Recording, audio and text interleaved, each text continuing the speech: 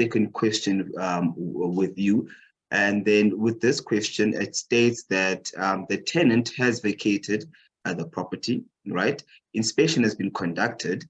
The landlord wanted to attend the inspection, but arrived 2 days late for the inspection. The inspection was then done with the agent and the tenant in the absence of the landlord. So the landlord then came later and then claimed damages. And on top of that, that he stated that he will then use his own contractors to repair the damage, but has not came back to the agent or the tenant regarding the amounts relating to that damage and what he would like the tenant to be liable for. And then the agent goes on to say that seeing that the landlord is ignoring all communication on their side, is there perhaps anything that they are permitted to do in order to get this finalized at this stage? So look, the quick answer, and I'm not going to refer to specific sections and rules and stuff like that with relation to the Rental Housing Act.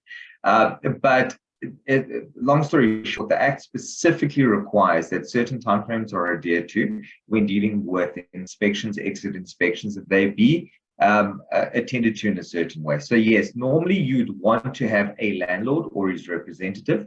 You'd want to have a tenant and his representative attend within a certain period of time. It should be organized within that time. If it's not a different story, then by agreement you can have it at a different time. But the Act specifically does require that an inspection be done within a specified time frame.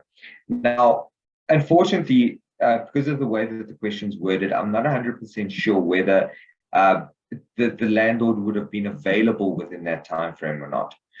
So that's the first point I need to make. So if it was outside of that time frame and everyone's trying to wrap this thing up and the landlord has not availed himself, then having the agent there is appropriate. But if the landlord was insisting on being there, and it was still within the appropriate time frame in terms of the Rental Housing Act, then the agent actually shouldn't have gone ahead with that inspection unless somehow, the landlord delegated and allowed the agent to do whatever he wants despite him saying otherwise, which is never the case. So the short answer there is agent should have waited before attending the inspection unless there was truly an issue that it fell outside of the time frame. So that's the one thing to bear in mind.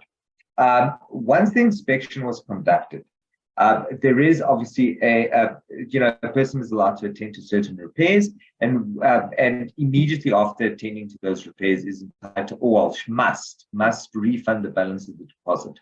So now the second point of this, the second answer or aspect of this question is there a requirement that the landlord use any specific contractors? No.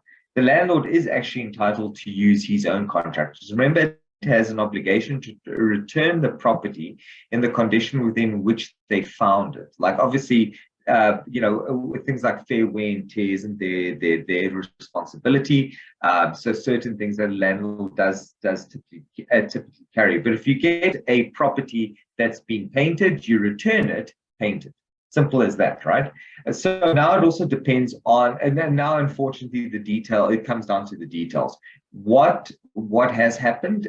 Is the landlord hiring a contractor to do more than what is required or not? If the landlord is simply appointing a contractor and saying, listen, here's the invoice, this is the cost of you having left the property, you left it in a certain condition, this is the cost I incurred to bring it to an appropriate condition, you need to pay for it, this is coming out of the deposit, there's nothing wrong with that. So these are two separate aspects. Now, if we try and merge them together, this is where the difficulty starts coming in. That exit inspection should be final.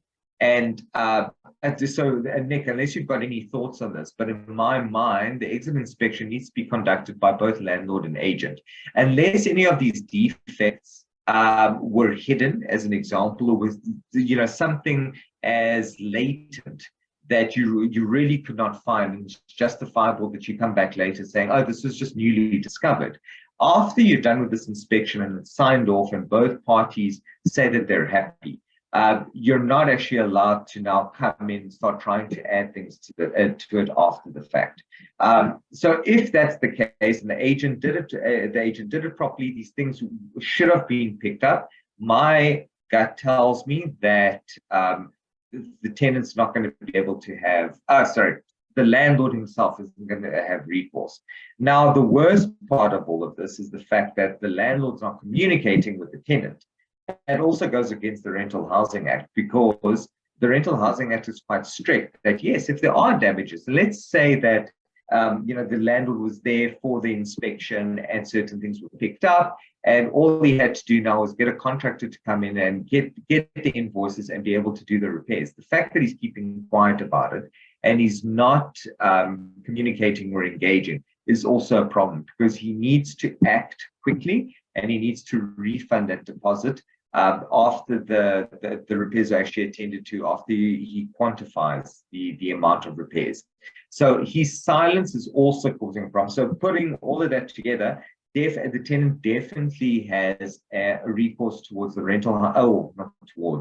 at the Rental Housing Tribunal, because it sounds to me like there's a whole bunch of things over here that don't fall within the allowances provided for in the Act and the timeframes provided for in the Act. So the landlord could actually land up getting into quite a bit of trouble. But yeah, I would definitely suggest engagement, because that would certainly make things easier on the landlord's part. But from the tenant's part, Rental Housing Act is probably the best bet. Yeah, agreed.